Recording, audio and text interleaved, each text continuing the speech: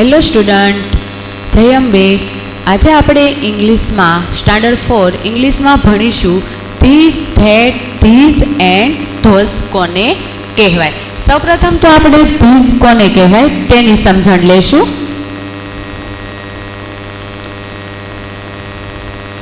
ધીસનું ગુજરાતી થશે આ. નજીકની વસ્તુ દર્શાવવા માટે ધીસનો ઉપયોગ થાય છે. એક્ઝામ્પલ તરીકે, ધીસ ઇઝ અ પેન.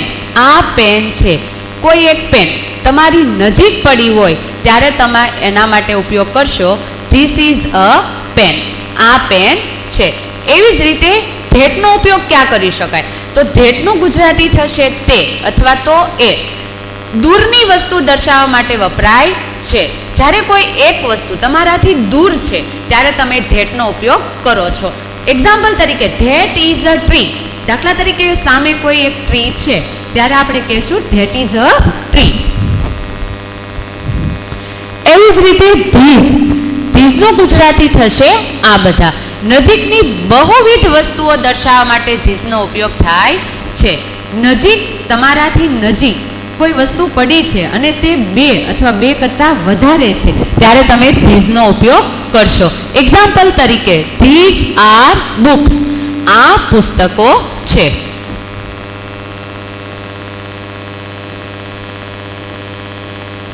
એવી જ રીતે ધોઝનો ઉપયોગ. ધોઝનું ગુજરાતી થશે એ બધા. દૂરની બહુવિધ વસ્તુઓ દર્શાવવા માટે તેનો ઉપયોગ થાય છે. એક્ઝામ્પલ તરીકે, ધોઝ આર સ્ટાર્સ. સ્ટાર આપણાથી ઘણા બધા દૂર હોય છે અને તે ઘણા બધા હોય છે એટલા માટે તેના માટે બોલાશે ધોઝ આર સ્ટાર્સ. તે તારા છે.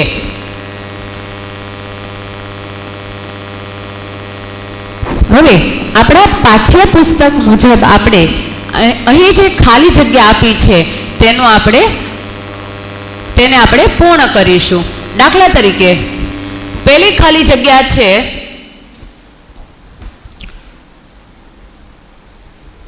ખાલી જગ્યા આર ટ્રક્સ. તો અહીં દૂરનો એરો બતાવેલો છે અને બે ટ્રક છે. તો જ્યારે બે કરતાં વધારે વસ્તુ હોય અને દૂર હોય ત્યારે આપણે ઉપયોગ કરીશું ધોઝનો. તો પહેલી ખાલી જગ્યામાં આન્સર આવશે ધોઝ. એવી જ રીતે બીજી ખાલી જગ્યામાં ખાલી જગ્યા ઇઝ અ કેમેરા. કેમેરો છે, એક કેમેરો છે જે તમારાથી દૂર છે. તો ત્યારે કોઈ દૂરની વસ્તુની વાત થાય છે અને એ વસ્તુ એક હોય છે ત્યારે આપણે ઉપયોગ કરીશું ધેટનો. That is a camera. એવી જ રીતે એક પતંગ છે જે નજીક છે. અહીં તમને એરો બતાવ્યો છે નજીકનો. તો નજીકની વસ્તુ દર્શાવવા માટે ઉપયોગ થશે this. This is a kite. એવી જ રીતે બોલ આપેલા છે જે નજીક છે પરંતુ બે કરતાં વધારે છે. 1 2 3 બે કરતાં વધારે હોય ત્યારે ઉપયોગમાં લેશું આપણે ધીઝ. These are balls. એવી જ રીતે 5 નંબરની ખાલી જગ્યામાં ખાલી જગ્યા આર વોચિસ. દૂરનો એરો છે અને 4 વોચિસ આપેલી છે. તો દૂરની વસ્તુ દર્શાવવા માટે ઉપયોગ તરીકે લેશું આપણે ધોઝ. 6 નંબર, ખાલી જગ્યા. ઓનલી ખાલી જગ્યા આપી છે. આખી સંપૂર્ણ ખાલી જગ્યા આપણે આખું વાક્ય બનાવીને પૂર્ણ કરીશું. દાખલા તરીકે પહેલા આપણે જોઈ લઈએ કે જે તે વસ્તુ છે નજીક છે કે દૂર છે, એક છે કે બે કરતાં વધારે છે. તો અહીં તમને નજીકમાં એક પેન આપેલી છે. તો નજીકની વસ્તુ અને એક વસ્તુ દર્શાવવા માટે વપરાશે ધીસ. એક પેન છે તો કહીશું આપણે ધીસ ઇઝ અ પેન. એવી જ રીતે 7 નંબરની ખાલી જગ્યા આપી છે જેને પણ આપણે સંપૂર્ણ પૂર્ણ કરવાની છે. ખાલી જગ્યા કરીને તમને એરો કરીને દૂર એક બેગ બતાવેલું છે. તો દૂરની એકવચન એટલે કે એક વસ્તુ દર્શાવવા માટે આપણે ઉપયોગ તરીકે લેશું ધેટ ઇઝ અ બેગ. 8 નંબરની ખાલી જગ્યા જેને પણ આપણે જાતે બનાવીશું. ખાલી જગ્યા નજીકમાં તમને ચેડ બતાવી છે, ચેડ્સ. ઓકે, તો નજીકની વસ્તુ છે અને બહુવચન છે ત્યારે ઉપયોગ તરીકે લેશું આપણે ધીઝનો. ધીઝ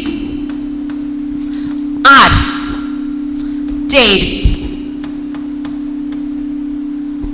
તો અહીં તમે ઘણા બધા ઉદાહરણો જોયા જેના ઉપરથી તમને ખ્યાલ આવશે કે કોઈ નજીકની વસ્તુ છે, કોઈ દૂરની વસ્તુ છે, એક બે કરતાં વધારે વસ્તુઓ છે, તેને દર્શાવવા માટે આપણે કઈ રીતે ધીસ, ધેટ, ધોઝ એન્ડ ધીઝનો ઉપયોગ કરીશું. Thank you.